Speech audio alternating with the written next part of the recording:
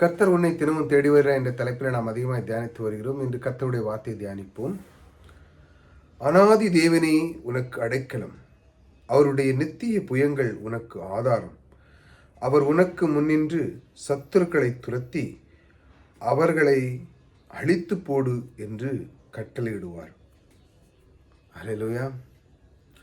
அனாதி தேவன், நம் தேவன் நமக்குள்ளே இருந்து நம்முடைய துன்பங்கள், நமக்கு நெருக்கமான சூழ்நிலைகளிலும் அவர் கூட எப்படி இருக்கார் பாருங்க. அந்த தேவன் உனக்கு அடைக்கலமாக இருக்கு. அனாதி தேவன் உனக்கு முதல்ல அடைக்கலமாக இருக்கிறார். நம்முடைய தேவன் எப்பொழுதும் நம்மளை பாதுகாத்து கொண்டே இருக்கிறார். அதை நீங்கள் மனசில் வச்சுக்கணும். நீங்கள் எங்கு சென்றாலும் உங்கள் குழந்தையோ உங்கள் மனைவியோ மற்றும் உங்களுடைய உறவுகள் எல்லாமே நீங்கள் இப்படி எண்ணணும். என்னுடைய குடும்பத்தையும் என்னுடைய எல்லாத்தையுமே அவர் அடைக்கலமாய் காத்து கொண்டிருக்கிறார் அப்படின்னு நீங்கள் உங்கள் மனதில் நீங்கள் எப்பவும் இதை பதிய வைக்கணும். அனாதி தேவன் நீங்கள் மட்டும் இல்லை, உங்களை சுற்றி இருக்கிறவர்களையும் அவர் பாதுகாக்கிறார். உங்கள் மூலமாக அவருடைய நித்திய புயங்கள் உனக்கு ஆதாரம். அவருடைய வார்த்தைகள், வாக்கு தத்துவங்கள் எல்லாமே நீங்கள் எடுத்து செய்யும்போது அது உங்களுக்கு ஒரு பெரிய ஆதாரமாக இருக்கிறது. ஏனென்றால் அவர் சொல்லியிருக்கிறார், எல்லாமே உனக்காகவே இந்த பூமியில் நான் உண்டு பண்ணியிருக்கிறேன், அது உனக்காகவே தான் எல்லாம் நான் வைத்திருக்கிறேன், நீ இதை அனுபவிக்க வேண்டும், நீ எப்பொழுதும் நீ சந்தோஷமாக இருக்க வேண்டும், என் மூலமாக நீ ஐஸ்வர்யமாக இருக்க வேண்டும் என்று அவர் உங்களுக்கு இந்த நித்திய புயங்களை உனக்கு தந்து உனக்கு ஆதாரமாக இருக்கிறார். இதெல்லாம் நான் உனக்கு தருவேன் என்ற அந்த வார்த்தை மூலமாக இருக்கிறார் பாருங்க. அவர் உனக்கு முன்னின்று சத்துருக்களை துரத்தி, உங்களுக்கு எத்தனை பிரச்சனை வரலாம், இப்படிலாம் நீங்கள் ஆசீர்வாதமாக இருக்கும் பொழுது உங்களுக்கு துன்பங்கள் பிரச்சனைகள் எல்லாம் நெருங்கி வரும். ஏன்னா அந்த பூமியில் அப்படிப்பட்ட ஆட்கள் தான் நிறையா இருக்காங்க. நீங்கள் வளர்கிறத பார்த்து பொறாமப்படவும் தான் நிறையா இருக்காங்க. ஆகையால் அந்த மாதிரி சூழ்நிலையில் பாருங்கள், உனக்கு முன்னின்று சத்துருக்களை துரத்தி, அவங்க வர்றதுக்கு முன்னே அவங்க வருவாங்க, துரத்தி அவர்களை அழித்து போடு என்று கட்டளையிடுவார். உங்களுக்கு வரக்கு முன் உங்களை துன்பப்படுத்த வர முடியாது, அவர்களே நிர்மூலமாகிடுவாங்க. நீங்கள் ஒன்றுமே செய்யண்டாம்.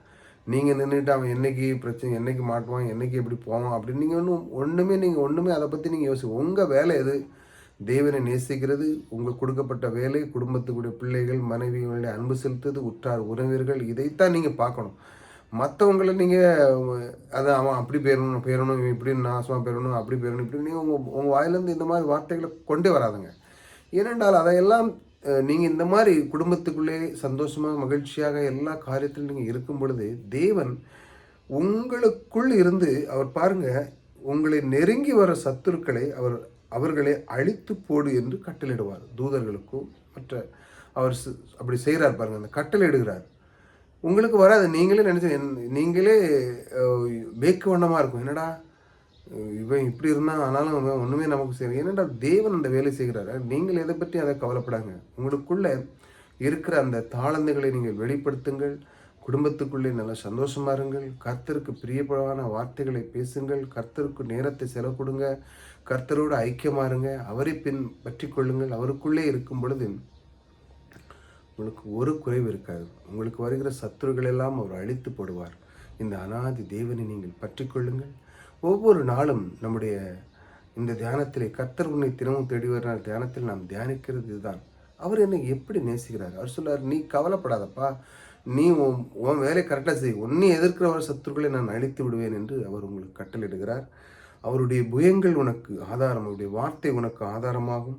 அவர் உனக்கு அடைக்கலமாக இருக்கிறார்.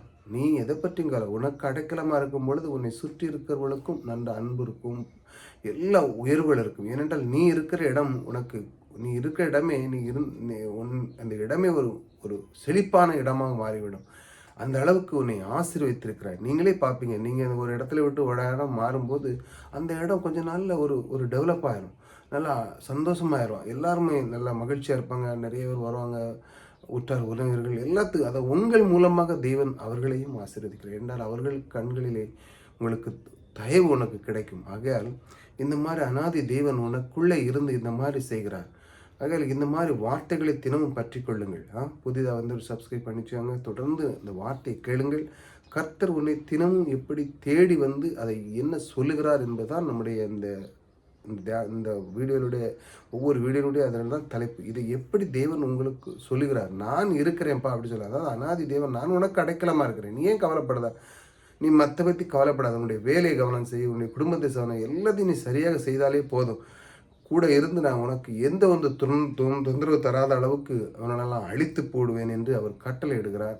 ஆகையால் நீங்கள் எங்கு சென்றாலும் அவர் உங்களுக்கு கூடவே இருக்கிறார்.